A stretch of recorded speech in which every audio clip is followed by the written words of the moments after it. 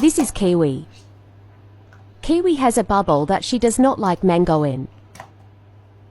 Every time he's too near, she would throw a tantrum by attacking whatever is between them. If nothing is between them, she normally just attacks him. The head shake and ruffled feathers are body languages to look out for.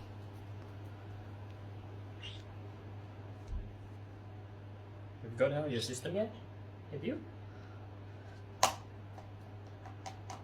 However, we suspect Mango has bonded with Kiwi and therefore always tries to approach her. Such is a complicated love story.